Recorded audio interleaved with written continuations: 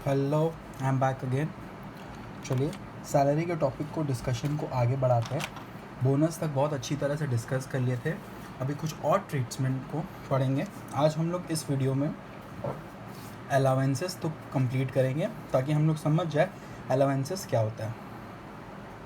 Next video में मैं कुछ आप लोग से रिटायरमेंट बेनिफिट्स को डिस्कस करूँगा, जैसे कि पेंशन, ग्रेचुइटी, जो बहुत इंपॉर्टेंट लेक्चर्स रहेगा, जो आप लोग को किसी भी लेवल एग्ज़ाम्स में सैलरी से अगर उसको सवाल पूछना है तो वो पूछ सकता है उस लेवल्स में। चलिए शुरू करते हैं। सबसे पहले जो इम्पोर्टेंट है वो ये है कि लास्ट हम लोग बोनस तक पढ़े थे कि bonus is taxable on paid basis. Bonus taxable होता है पेड बेसिस में। तो जब बोनस का बात हो गया कि वो टैक्सेबल होता है पेड बेसिस में, अब आगे डिटेल्स को पढ़ते हुए अपना स्टडी को आगे बढ़ाते हुए अब डिस्कस करते हैं other concept regarding advance salary. चलिए एडवांस सैलरी के बारे में कुछ जानते हैं। एडवांस सैलरी ये बहुत सिंपल कंसेप्ट है, ये भी याद रखिएगा। It is taxable on paid basis. ये भी पेड बेसिस पे ही टैक्सेबल होता है। जब भी आपका सैलरी पेमेंट हो गया हो, आप एडवांस सैलरी ले लिए हो, तो जिस समय आप एडवांस सैलरी आपको पे कर गया हो वो उसी समय टैक्सेबल हो जाता है। सपोज़ आप सपोज़ करिए 2 प्रीवियस ईयर है, हर साल किसी न किसी साल का, जैसे 1920, वो अगर 1920 का बात करें, it is a previous year for the assessment year 2021। हर साल कोई भी साल किसी के लिए प्रीवियस ईयर होता है और किसी के लिए असेसमेंट ईयर होता है। अगर 1920 का बात करें तो वो असेसमेंट ईयर बन सकता है और जो 1819 है वो प्रीवियस ईयर बन सकता है। क्लियर हुआ क्या बोलना चाह रहे हैं? तो सपोज़ करिए प्रीवियस ईयर 1920 और प्रीवियस ईयर 2021 का बात कर रहे हैं, सपोज़ कर लीजिए, ठीक है, सपोज़ कर लीजिए। एक इंसान अपना अप्रैल टू मार्च तक का तो सैलरी ले ही लिया, अप्रैल टू मार्च तक का सैलरी वो ले लिया, ठीक है, अप्रैल टू मार्च तक का सैलरी वो ले लिया। यहाँ पे वो क्या बोला, अप्रैल टू मार्च का उसका सैलरी 12 महीना का हो गया, तो उसको 12 मंथ का सैलरी मिल गया। उसके बाद वो अपने एम्प्लॉयर के पास गया और बोला कि सर मेरे को एडवांस का 2 महीना या 3 महीना, चलिए 4 महीना सैलरी एडवांस में चाहिए। तो 12 मंथ्स प्लस 4 मंथ्स, ये जो 4 मंथ का सैलरी उसको पे गया है वो इसी प्रीवियस ईयर 1920 में ही टैक्सेबल हो जाएगा, ठीक है। और जब इस प्रीवियस ईयर का बात आएगा तो यहाँ पे सिर्फ 8 मंथ का सैलरी टैक्सेबल होगा, क्योंकि advance salary is taxable only on paid basis. उसको पेड हो गया एडवांस में, तो जैसे ही उस पेमेंट हुआ उसी समय वो टैक्सेबल हो जाएगा। ये है एडवांस सैलरी का प्रोविजंस। ध्यान दीजिएगा, एग्ज़ाम्स में सैलरी से एक क्वेश्चन बनता है तो हर डिटेल चीज़ को पूछता है कि बोनस 6000 डिक्लेयर किए, पे किया 2000, तो आप कितना इंक्लूड करिएगा 2000, ऐसे करके वो क्वेश्चंस बनाते हैं। चलिए अब आगे बढ़ते हैं। अब आता है एक और कंसेप्ट जिसको बोलते हैं areas of salaries. Areas of salaries, इसको थोड़ा सा ध्यान से समझना पड़ेगा आपको, जो बेशक हम आप लोग के लिए इजी बना देंगे, हार्ड ये बिल्कुल लगेगा नहीं आपको, लेकिन थोड़ा सा ध्यान देना पड़ेगा आपको, थोड़ा सा इस चीज़ को समझना पड़ेगा कि एरियाज ऑफ सैलरी होता क्या है। एक चीज़ इसको फिर मैं बता दूं कि areas of salary is again taxable on paid basis.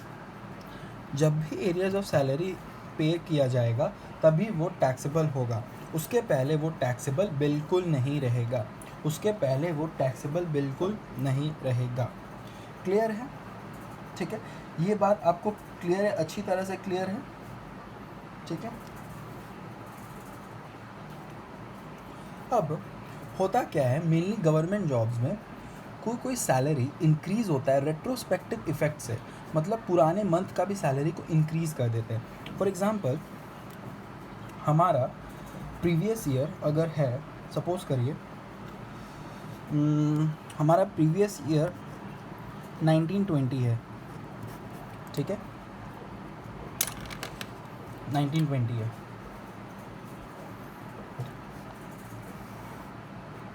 Question कुछ ऐसा है, क्वेश्चन बोल रहा है कि हमारा बेसिक सैलरी जो हम लोग हर समय एक ही सैलरी लेके चलेंगे, दैट इज़ 10,000 पर मंथ, ठीक है। जो 10,000 सैलरी है वो इंक्रीज़ होता है रेट्रोस्पेक्टिव इफेक्ट से, ठीक है, वो इंक्रीज़ हो जाता है रेट्रोस्पेक्टिव इफेक्ट से। सपोज करिए सैलरी इंक्रीज़ हो जाता है आपका, कोई भी डेट ले लीजिए, दिसंबर ले लीजिए, ठीक है। मज़ा देखिए होता क्या एक्चुअली, थोड़ा ध्यान से समझिएगा, एकदम क्लियर हो जाएगा, मक्खन जैसा क्लियर हो जाएगा एकदम। टेंशन मत लीजिएगा, टैक्स से घबराइएगा मत, हम है ना। ये देखिए, ये हुआ 1 अप्रैल 19, ये हुआ 31 मार्च 20, ये हो गया आपका दिसंबर, सपोज करिए 1 दिसंबर 19, ठीक है। क्वेश्चन में दिया हुआ है कि प्रीवियस ईयर 1920 है, ठीक है, और जिसका बेसिक सैलरी 10,000 रुपये पर मंथ है, और जिसका सैलरी इंक्रीज़ हो रहा है, जिसका सैलरी इंक्रीज़ हो रहा है, सपोज करिए 2,000 रुपये करके, जिसका सैलरी इंक्रीज़ हो रहा है 2,000 रुपये करके, 2,000 रुपये करके इंक्रीज़ हो रहा है, जिसका salary with retrospective effect from, with retrospective effect का मतलब ये गवर्नमेंट जॉब्स में होता है कि कुछ जो एम्प्लॉयर रहता है वो सैलरी बढ़ा देते हैं कुछ स्टार्टिंग्स में। तो सपोज़ करिए ये अप्रैल है, तो जनवरी फरवरी मार्च है इधर, that is this that is 1 जनवरी 2020, ठीक है। This that is 1 February 2020 and again this date is 1 March 2020। Salary आपका इंक्रीज़ हो रहा है रेट्रोस्पेक्टिव, मतलब इस साल से नहीं, जनवरी से ही हम इंक्रीज़ कर दे रहे हैं उसको। यहाँ पे बोल रहे हैं कि देखिए क्वेश्चन को समझिएगा, क्वेश्चन में ऐसा दिया रहेगा अरियर्स ऑफ सैलरी होता क्या। हम पहले जो समझा रहे हैं कि अरियर्स ऑफ सैलरी का कंसेप्ट क्या है, अरियर्स ऑफ सैलरी का कंसेप्ट क्या है। अब हर जन को अरियर्स ऑफ सैलरी नहीं बोल सकते, ठीक है। क्वेश्चन में दिया है कि आपका बेसिक सैलरी 10,000 रुपये है, ठीक है, और सैलरी इंक्रीज़ हो रहा है 2,000 रुपये से, और ये जो इंक्रीज़ हो रहा है ये इंक्रीज़ हो रहा है आपका दिसंबर को, लेकिन इफेक्ट हो जा रहा है विथ रेट्रोस्पेक्टिव इफेक्ट फ्रॉम यहाँ से, विथ रेट्रोस्पेक्टिव इफेक्ट फ्रॉम 1/1/2020, मतलब 1 जनवरी से ही बढ़ा देंगे। तो ये जो 1 जनवरी से मार्च का तक जो जर्नी है, ये जो 1 जनवरी से लेके मार्च तक का जर्नी है, ये तो ऑलरेडी सॉरी डेट्स में गड़बड़ हो गया, डेट्स में थोड़ा गड़बड़ हो गया। ये 19 रहेगा, ये 19 रहेगा, और ये 19 रहेगा, ठीक है। इस डेट से बढ़ा दिया जाएगा, इस समय रहा है लेकिन बढ़ा दिया जाएगा यहाँ से, तो सैलरी आपका 2,000 करके बढ़ जाएगा। तो बेटा ये पॉइंट से लेके ये पॉइंट तक, ये जो 3 महीना है, इसी को एरियाज ऑफ सैलरी बोलते हैं, क्योंकि ये पिछले साल का है, ये पिछले साल का हो गया। समझ रहे हैं हम क्या बोल रहे हैं, ये आपका पिछले साल का हो गया, यानी कि ये आपका फॉल करेगा 18-19 वाला कंसेप्ट में। समझ आ रहा है, ये आपका फॉल करेगा 18-19 वाला कंसेप्ट पे, और हम लोग निकाल रहे हैं 1920 का टैक्सेबल। तो अरियर्स ऑफ सैलरी ये जो था ये बढ़ रहा है दिसंबर को, उस समय ये इंक्लूड नहीं किया था, तो जिस समय आपका ये अरियर्स ऑफ सैलरी पेमेंट होगा, एरियर्स ऑफ सैलरी जिस समय पेमेंट होगा वो इंक्लूड हो जाएगा टैक्सेबल अमाउंट में। तो arrears of salary taxable on paid basis. Question में लिख दिया है there is an arrears of salary which is paid on, suppose करिए 5 जुलाई, तब आप इस एरियाज ऑफ सैलरी को इंक्लूड कर लीजिएगा। लेकिन जब तक पेमेंट नहीं बोल रहा तब तक आप इंक्लूड मत करिएगा। आई गेस हम एरियाज ऑफ सैलरी एक्सप्लेन करने के लिए समझ आ गया कि आपको एरियाज ऑफ सैलरी होता क्या है। एरियाज ऑफ सैलरी का मतलब आप इंक्लूड करिएगा जो आपका जो करेंट प्रीवियस ईयर है उसके पिछले प्रीवियस ईयर में कुछ सैलरी को बढ़ा दिया गया है उस समय से, तो जिस अमाउंट में बढ़ाया गया उसको एरियाज ऑफ सैलरी बोलते हैं कि इतना एरियाज ऑफ सैलरी है। बढ़ाया कितना, 2000 रुपये से, तो 2000 इंटू 3 इज इक्वल टू 6000.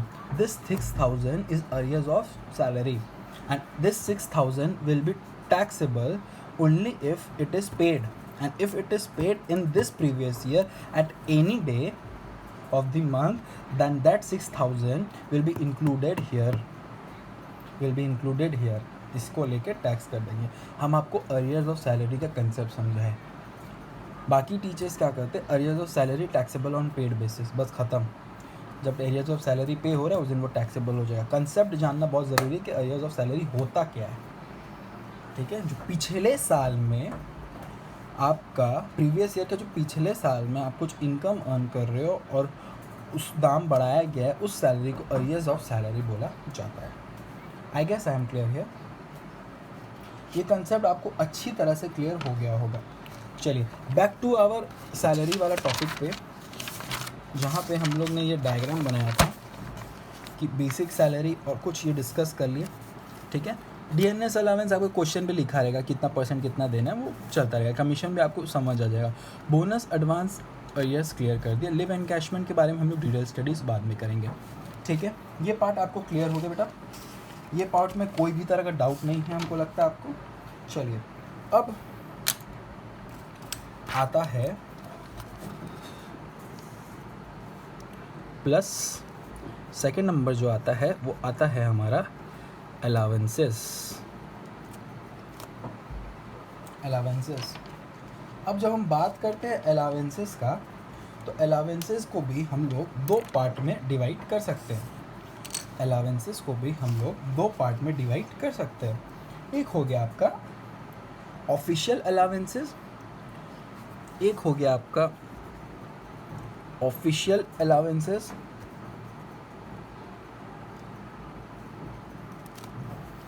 और एक हो गया आपका पर्सनल अलावेंसेस।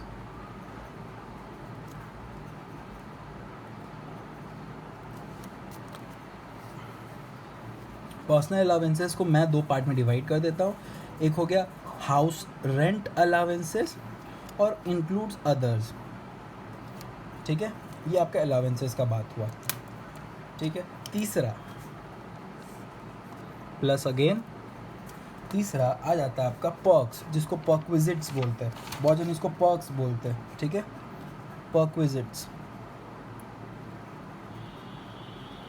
ठीक है।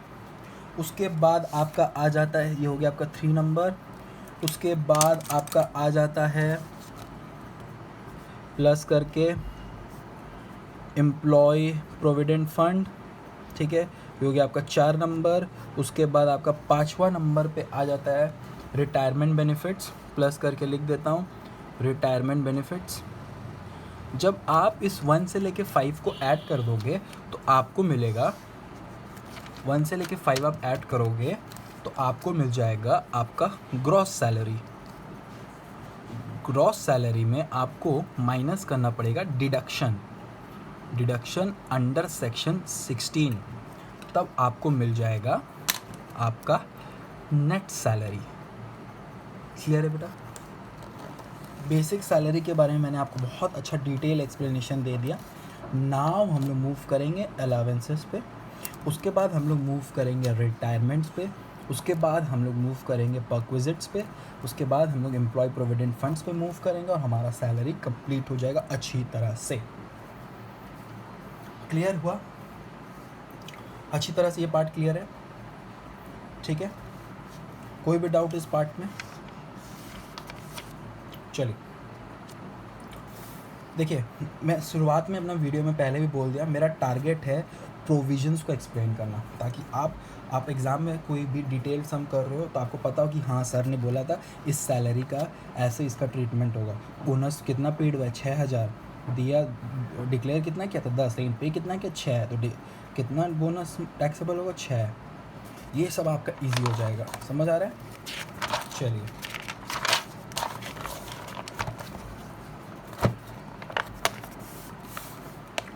अब हम लोग जो डिटेल डिस्कशन कर लिए थोड़ा बहुत, अब हम लोग मूव करते हैं एक्सप्लेनेशन की तरफ, और एक छोटा सा क्वेश्चन टॉपिक का जो इम्पोर्टेंट रहता है, कभी कभी आप लोगों के लिए भी आता रहता है, that is grade salary, concept of grade salary.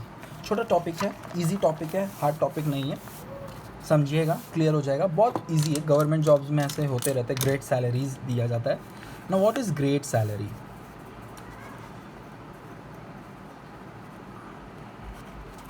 Grade salary का कंसेप्ट क्या है? इजी है, खाली समझ लीजिएगा इसको समझ लीजिएगा। ये देखिए, ग्रेड सैलरी है क्या? कुछ ऐसा रहता है, सपोज करिए ऐसे 12,000 लिखा हुआ है, ठीक है, फिर 1,000, फिर आपका 15,000, फिर आपका 2,000, फिर आपका 30,000। इसको समझिए क्या बोल रहा है, ये बोलने क्या मांग रहा है, आप इसको समझिए अच्छी तरह से। अब वो क्या एक्सप्लेन करने मांग रहा है? ये बोल रहा है कि आपका बेसिक सैलरी स्टार्ट होगा 12,000 से, ठीक है, उसके बाद आपका सैलरी हर साल बढ़ेगा 1,000 रुपये तक, ठीक है, हर साल वो बढ़ेगा 1,000 रुपये तक। वो तब तक बढ़ेगा जब तक वो 15,000 ना पहुंच जाए। जैसे जिस साल वो 15,000 पहुंच जा रहा है, उसके नेक्स्ट साल से ये 15,000 नेक्स्ट साल से बढ़ेगा 2-2 हज़ार करके, और ये 2-2 हज़ार बढ़ता रहेगा कब तक? जब तक उसका 30,000 ना हो जाए, ठीक है, जब तक उसका 30,000 ना हो जाए। क्लियर हो? अच्छा, ये सैलरी बढ़ता कब से? हर साल, मतलब क्या 1 अप्रैल से? ज़रूरी नहीं है कि 1 अप्रैल से बढ़ जाएगा, ये बढ़ता है। जो इंक्रीमेंट होता है आपका सैलरी में, जो इंक्रीमेंट होता है ग्रेड सैलरी में, वो रहता है आपका date of joining of job. Salary का इंक्रीमेंट होगा date of joining of jobs, कि आप कौन सा दिन जॉब को ज्वाइन किए हैं, ठीक है। अब जिस दिन जॉब को ज्वाइन किए उस समय से आपका सैलरी बढ़ना चालू हो जाएगा। सपोज कर लीजिए मिस्टर करण, ठीक है, जॉब ज्वाइन किया, जॉइंड जॉब ऑन 1/4/16, ठीक है। Calculate salary for previous year 1920। Calculate कर लीजिए सैलरी प्रीवियस ईयर 1920 का। चलिए कैलकुलेट कर लीजिए। देखिए 1/4/16 को उन्होंने जॉब ज्वाइन किया, तो 1 अप्रैल 2016 को उन्होंने जॉब अगर ज्वाइन किया, तो ऑब्वियस बात है ये एंड होगा 31 मार्च, आपका 31 मार्च को ये एंड हो जाएगा, ठीक है। 1/4/16 में अगर उन्होंने ज्वाइन किया तो ये 31 मार्च 17 में एंड हो जाएगा, ठीक है। तो ये जो 1/4 जब उन्होंने जॉब ज्वाइन किया, उनका ग्रेड सैलरी मैंने बोला शुरू किससे होगा? 12,000 से, तो ये सैलरी था 12,000, ठीक है, 12,000। क्लियर है? उसके बाद 1/4/17 से लेके 31 मार्च 18 को, क्योंकि डेट ऑफ ज्वाइनिंग हमारा ये है, तो हर साल इसी साल सैलरी बढ़ेगा, तो ये हो जाएगा कितना अमाउंट करके सैलरी बढ़ रहा है, ध्यान दीजिएगा बेटा, 1,000 करके सैलरी बढ़ रहा है, ठीक है, ये हो जाएगा 13,000। उसके बाद 1/4/18 से लेके 31 मार्च 19 को उनका हो जाएगा 14,000, ठीक है।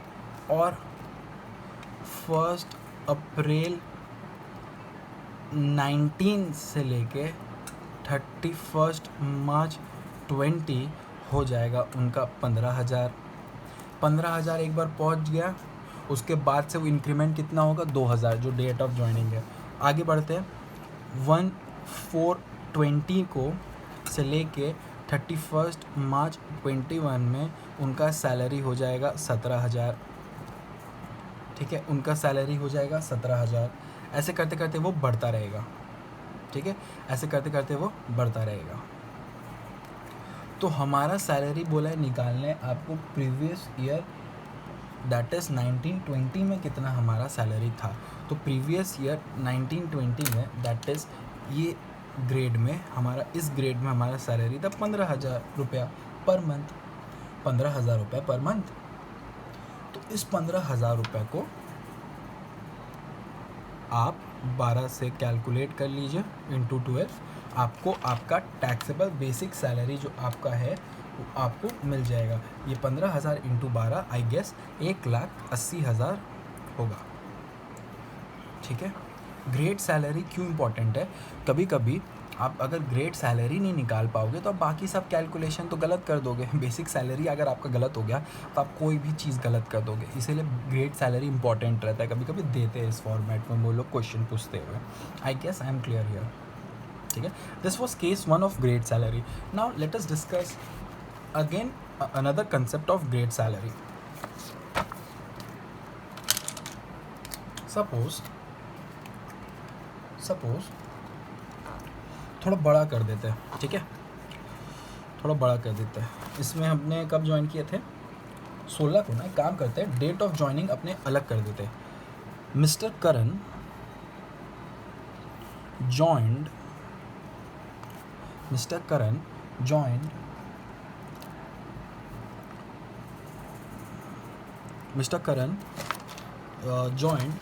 जॉब ऑन 1/7/2014 में उन्होंने जॉब ज्वाइन किया।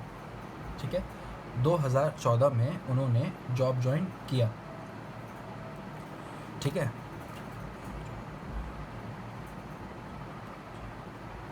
मतलब 1 जुलाई 2014 में उन्होंने जॉब ज्वाइन किया। सिंपल सा क्वेश्चन है मेरा, सिंपल सा क्वेश्चन, घुमा हुआ नहीं, एकदम सिंपल सा क्वेश्चन है। Taxable salary for previous year 1920। ठीक है, आपको मैंने बताया था डेट ऑफ ज्वाइनिंग पे सैलरी बढ़ता है। डेट ऑफ ज्वाइनिंग पे सैलरी बढ़ता है। ग्रेड सैलरी को एक बार फिर मैं यहाँ लिख दूँ आप लोगों के लिए। हमारा ग्रेड सैलरी कुछ ऐसा है, 12,000, 1,000, 15,000, 2,000, 25,000, सॉरी 31,000। चलिए,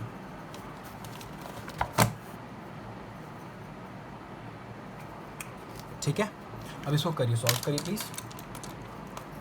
चलो कैलकुलेट करते हैं। आप करिएगा तो आप पॉज करिए, कर लीजिए। इजी है, हार्ड नहीं है। इजी है, हार्ड नहीं है। कैलकुलेट करते हैं।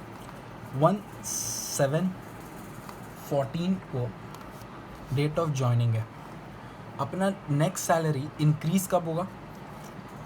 1/7/14 को अपना ये है, तो नेक्स्ट सैलरी अपना इंक्रीज़ ये एंड होगा 36, मतलब 30 जून 2015।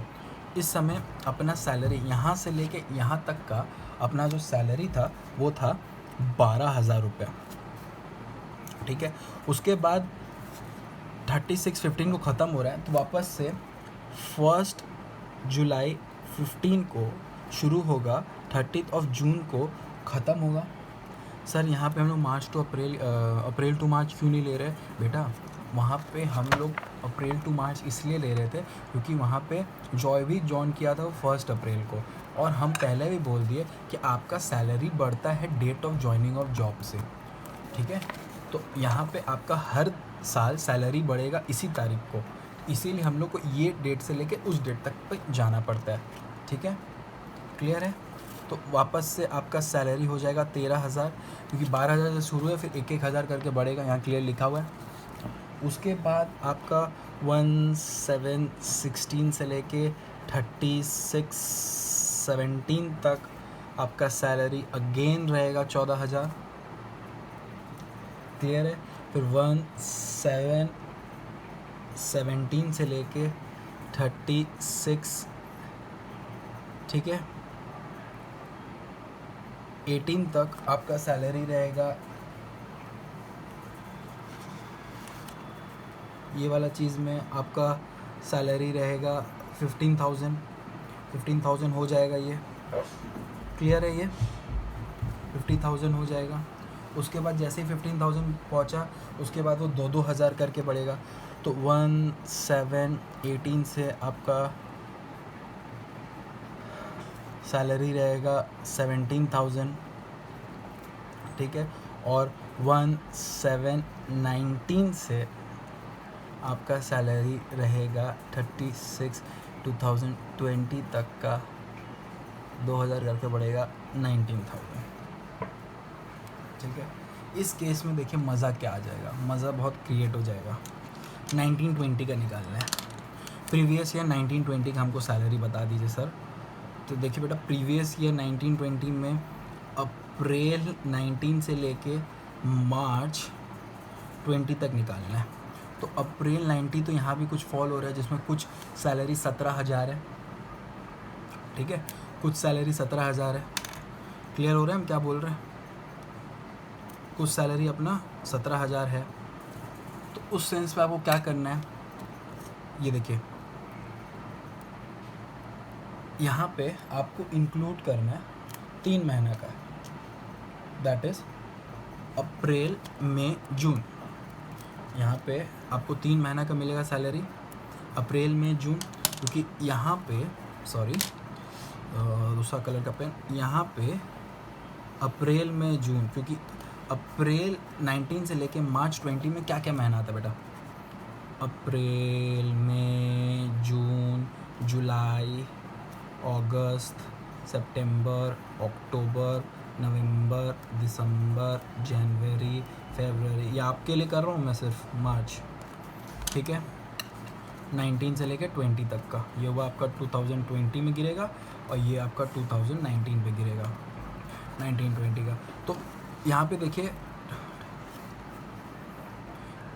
अप्रैल चालू हो गया 19 का, जून तक उसका सैलरी 17,000 था, तो ये जो 3 महीना था उसके उस समय सैलरी 17,000 था इंटू 3, क्लियर है, क्लियर है अच्छी तरह से। और बाकी मार्च तक मतलब 1 जुलाई से 19 का उसका अप्रैल तक का, मतलब बाकी का रेस्ट जो आप बोल सकते हो कि हमको कैलकुलेट करना है, यानी कि बाकी का 9 महीना आपका इधर उसका 19,000 रुपये था, तो 19,000 इंटू 9, समझ आ रहा है क्या बोल रहे हैं, ठीक है।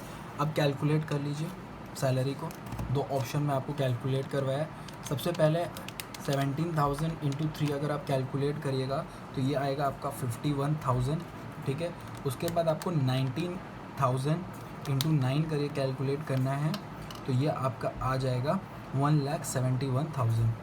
तो 1,71,000 प्लस 51,000 अगर आप कैलकुलेट करिएगा तो आपका सैलरी जो 1920 में है वो है 2,22,000,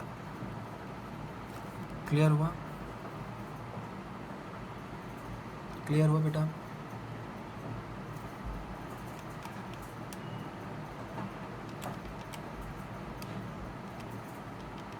किसी को कोई भी डाउट है प्लीज़ मेरे को टेक्स्ट करिएगा आराम से, क्लियर भाई अच्छी तरह से। ग्रेट सैलरी का कंसेप्ट, कभी कभी ग्रेट सैलरी देख के बोलता है पूरा सम्स पूछ लेता है, तो ग्रेट सैलरी में डाउट कहीं भी गड़बड़ नहीं होना चाहिए। मैंने आपको 2 बेस्ट पॉसिबिलिटी दिखा दिया कि वो लोग क्वेश्चन कहाँ पूछ सकते हैं, किस सेंस पे पूछ सकते हैं, ठीक है, क्लियर है। यहाँ पे डेट ऑफ ज्वाइनिंग मैंने मिड ऑफ मंथ से लिया ताकि आप भी थोड़ा कि हाँ सर जो करवा रहे क्लियर हो रहा है। यहाँ पे मैंने बहुत सिंपल ले लिया था, तो ये कैलकुलेट करना प्रॉब्लम नहीं हुआ। एक्सपेक्ट करिएगा ये देंगे कि बड़ा सम्स तो उतना एक्सप्लेन नहीं होगा, लेकिन कभी कभी ग्रेट सैलरी से एक क्वेश्चन डायरेक्ट पूछ लेते हैं CS CMA लेवल्स में, या फिर आप बात कर लीजिए बीकॉम लेवल्स में, कोई भी बोर्ड हो, दिल्ली बोर्ड CU बोर्ड जो भी बोर्ड हो, ये फेमस क्वेश्चन रहता है ग्रेट सैलरी के ऊपर उनका। आई गेस ये पार्ट आपका क्लियर है। चलिए अब आगे बढ़ते हैं। आगे जो टॉपिक पढ़ेंगे वो शायद बहुत अच्छा लगे आप लोगों को, बहुत इजी टॉपिक है और ज़्यादा देर चलेगा भी नहीं। That is called allowances. उस अलावेंसेस में एक ही टॉपिक जो ज़्यादा देर चलेगा वो रहेगा हाउस रेंट अलावेंसेस। उसमें आपको 3 वैल्यूज़ को याद रखना है। उसमें आपको सिर्फ और सिर्फ 3 वैल्यूज़ को अच्छी तरह से याद रखना है। लेकिन चलिए पहले अलावेंसेस की तरफ बढ़ते हैं। अलावेंसेस पढ़ेंगे तो अपना कंसेप्ट बहुत अच्छी तरह से क्लियर हो जाएगा कि हाँ होता क्या है अलावेंसेस और उसका पूरा अच्छी तरह से फैक्ट्स। ठीक है,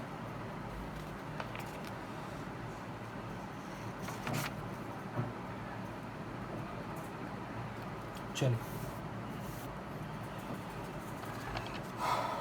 जस्ट समय पेन मिल जाए मुझे और दूसरा कलर का तो मैं क्लियर से समझा पाऊँ। चलिए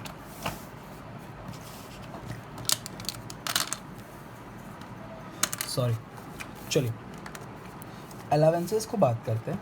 ठीक है, अलावेंसेस होता क्या है, उसको कैसे पढ़ना है, उसका डिटेल स्टडी कैसे करना है, मैं आप लोगों को गाइड कर दे रहा हूँ अच्छी तरह से। अब आ जाइए अलावेंसेस पे।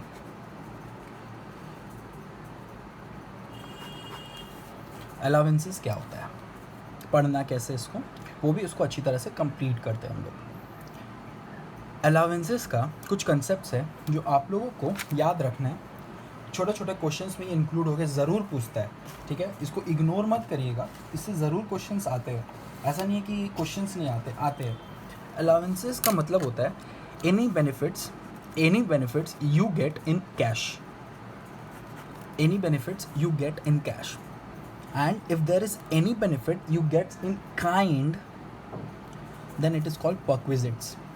ठीक है, जैसे कि मैंने पहले क्लास में डिस्कस किया था, अलावेंसेस 2 तरह का होता है। इसी क्लास में डिस्कस किया था। एक हो गया ऑफिशियल अलावेंसेस और एक हो गया personal allowances. Personal allowances again 2 तरह का होता है, house rent allowances and others. मतलब क्या, अलावेंसेस को अगर हम डिवाइड करें 2 पार्ट में डिवाइड हो जाएंगे। सबसे पहला ऑफिशियल अलावेंसेस,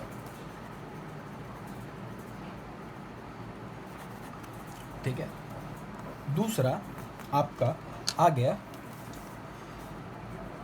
पर्सनल अलाउंसेस, ठीक है। ऑफिशियल अलाउंसेस और पर्सनल अलाउंसेस। अब ऑफिशियल अलाउंसेस क्या है, पर्सनल अलाउंसेस क्या है, इसको डिस्कस कर लेते हैं हम लोग अच्छी तरह से।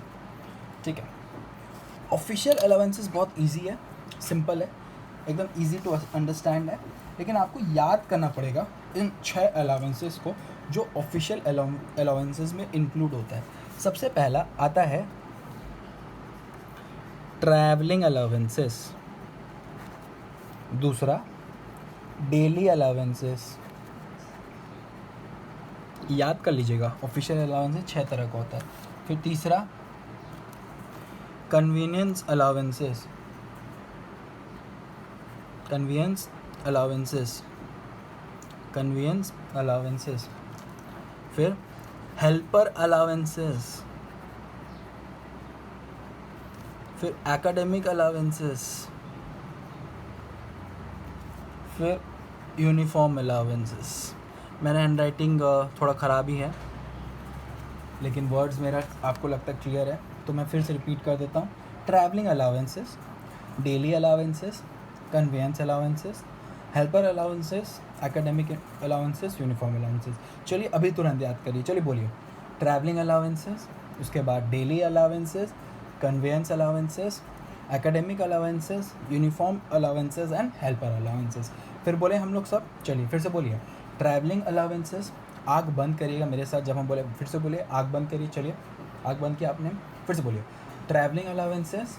उसके बाद आता है, बोलिए, हम बोलें कि आप बोलते रहिएगा। चलिए फिर से बोलिए, आँख बंद करिए, पहले बोलिए ट्रैवलिंग अलाउंसेस, डेली अलाउंसेस, उसके बाद helper allowances, academic allowances, uniform allowances, conveyance allowances. ज़रूरी नहीं लाइन टू लाइन ही बोले, लेकिन आपको जैसे सुविधा पड़े आप याद कर लीजिए। ठीक है, travelling allowances, daily allowances, conveyance allowances, helper allowances, academic allowances and uniform allowances.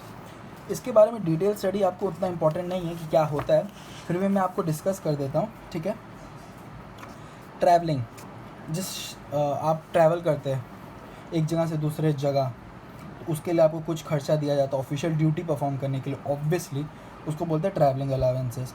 आप जा रहे हो, वहाँ रहोगे, खाओगे पियोगे, ऐसा तो नहीं कुछ खाओगे नहीं, ऑफिस वाला आपको देता है, लेकिन जो आप ट्रैवलिंग कर रहे हो वो ऑफिशियल के लिए, ऑफिस के लिए कर रहे हो, ऑफिशियल ड्यूटी के लिए कर रहे हो तब, ठीक है।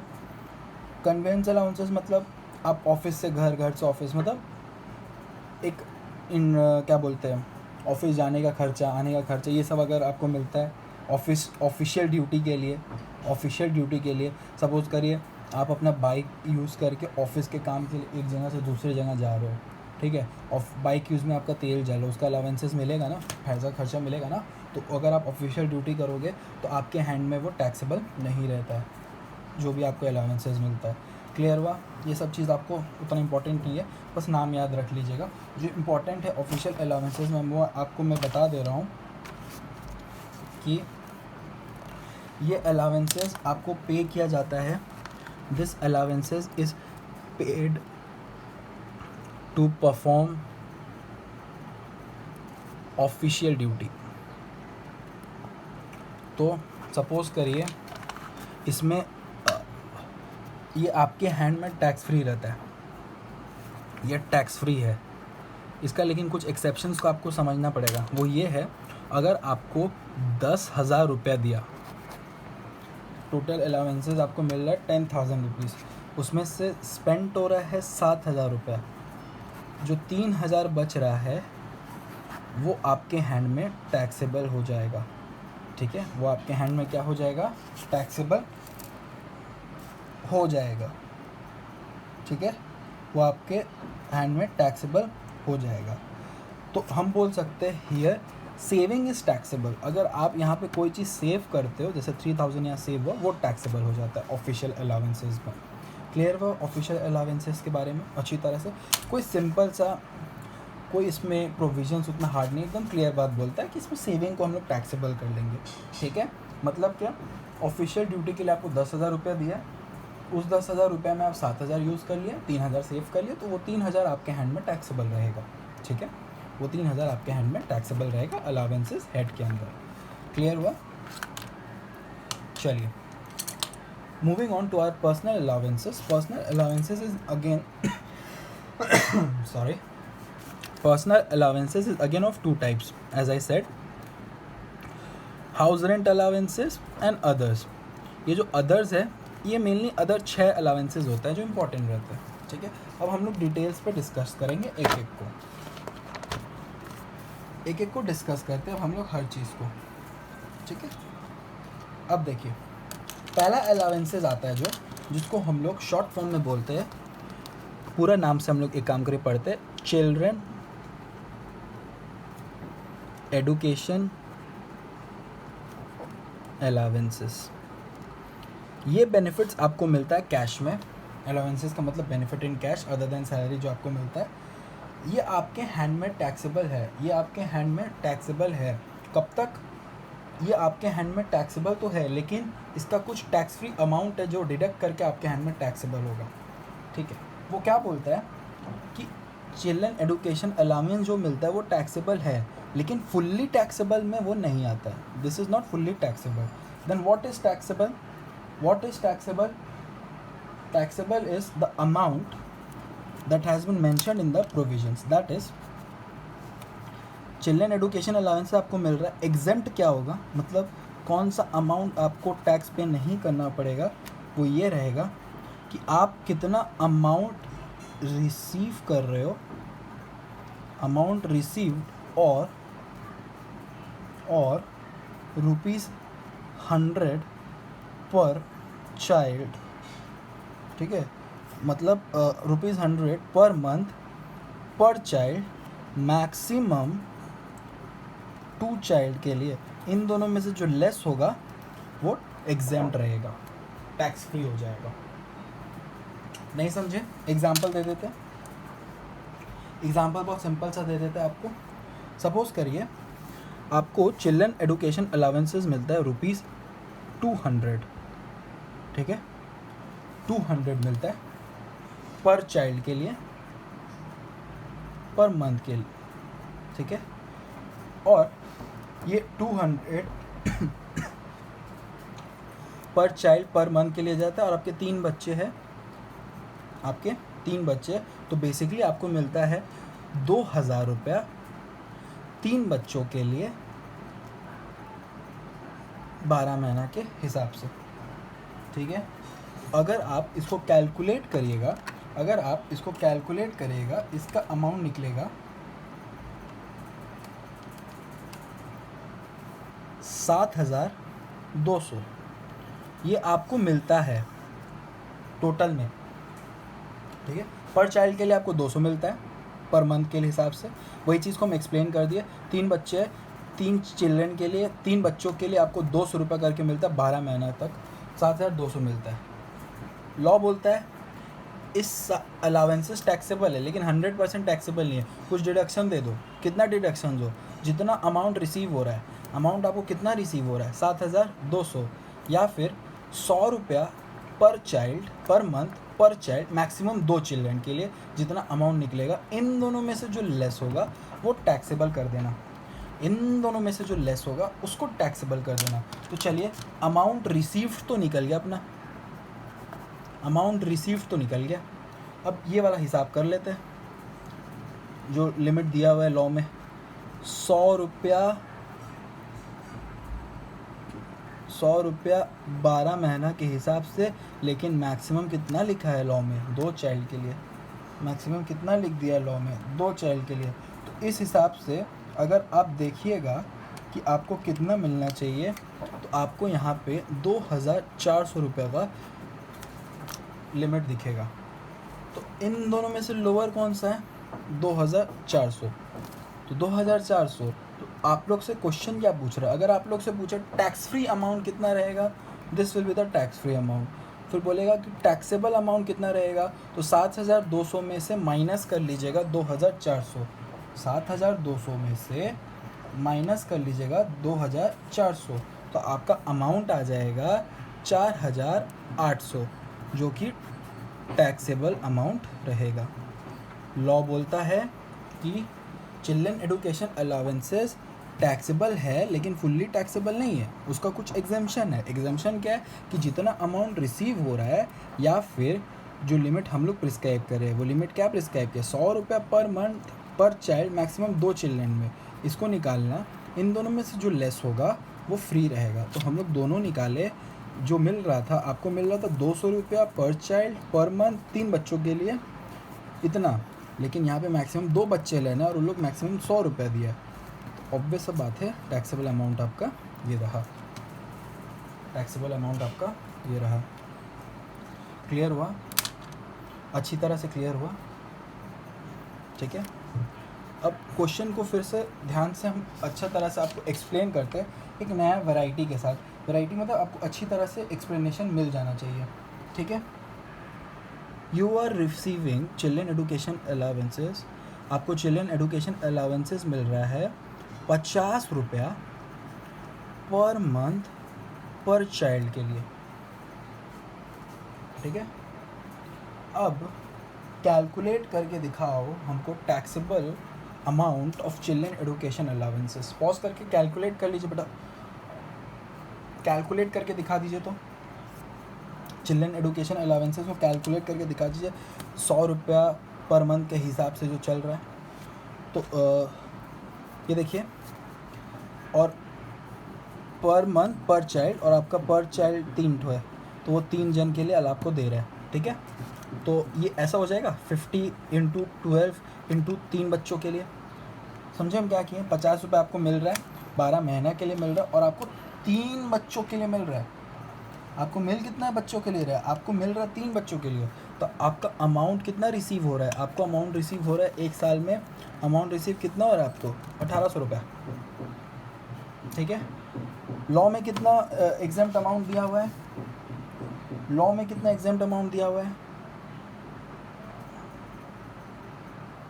ठीक है। ये आपका अमाउंट रिसीव्ड है, ठीक है, ये आपका अमाउंट रिसीव्ड है, इतना आपको मिल रहा है। लेकिन लॉ में क्या बोला है, लॉ में बोला है सिंपल सा कि आप जितना आपको मिलेगा कितना आपको मिलेगा उतना ही अमाउंट जितना आप रिसीव कर रहे हो, या अगर वो साइलेंट है तो 100 रुपये आपको मिल जाएगा। तो इस केस में अगर आप ध्यान दीजिएगा तो यहाँ पे आपको जो टैक्स फ्री अमाउंट मिलना चाहिए, बच्चे यहीं पे गलती कर देते हैं। बच्चे जो है यहाँ पे ही गलती कर देते हैं, ठीक है, यहीं पे गलती कर देते हैं वो लोग। मैं आपको सही बात बता रहा हूँ, यहीं पे वो लोग गलती कर देते हैं। ये आपको इतना मिल रहा है, ठीक है, इतना आपको मिल रहा है। आपका टैक्स फ्री अमाउंट कितना होना चाहिए?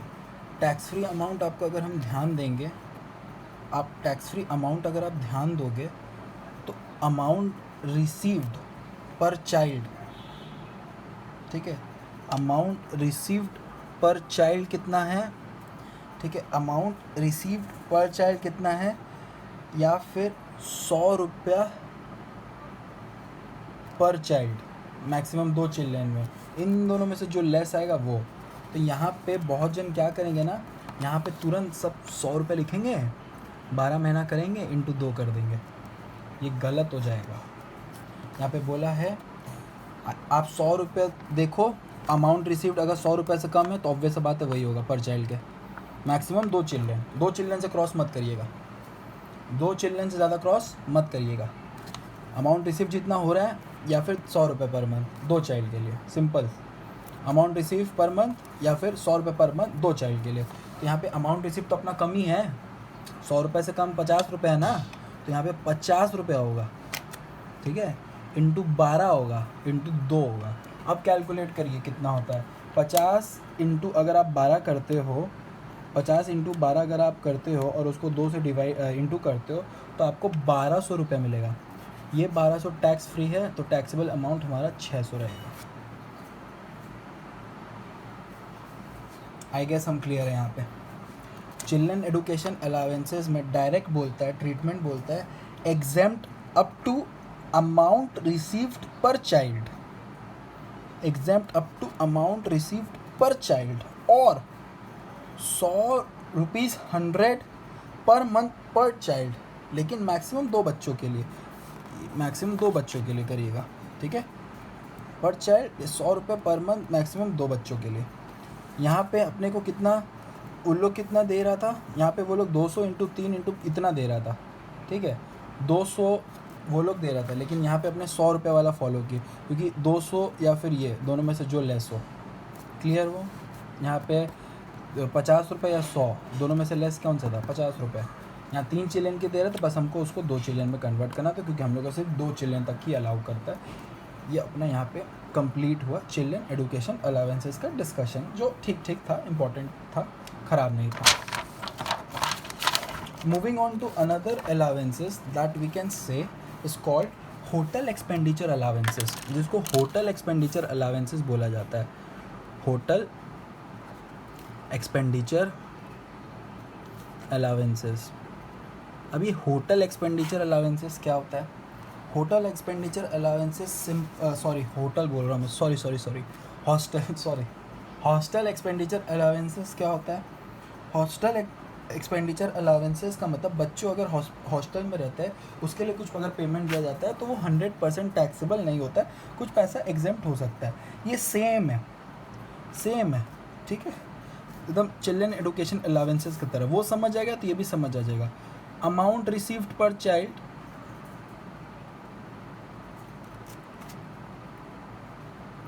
वहाँ पे 100 रुपया था, यहाँ पे 300 रुपया पर चाइल्ड पर मंथ, मैक्सिमम 2 बच्चों के लिए देगा, मैक्सिमम 2 बच्चों के लिए एग्जेम्प्ट रहेगा, इन दोनों में से जो लोअर अमाउंट रहेगा, ठीक है। तो अमाउंट रिसीव्ड पर चाइल्ड, ठीक है। क्वेश्चन को डिस्कस कर लूँ आपके साथ, एक अच्छा क्वेश्चन कर लूँ। सपोज करिए सपोज कर लीजिए आपको हॉस्टल एक्सपेंडिचर अलावेंसेस मिल रहा है ₹500, ठीक है, पर मंथ फॉर 3 चिल्ड्रन,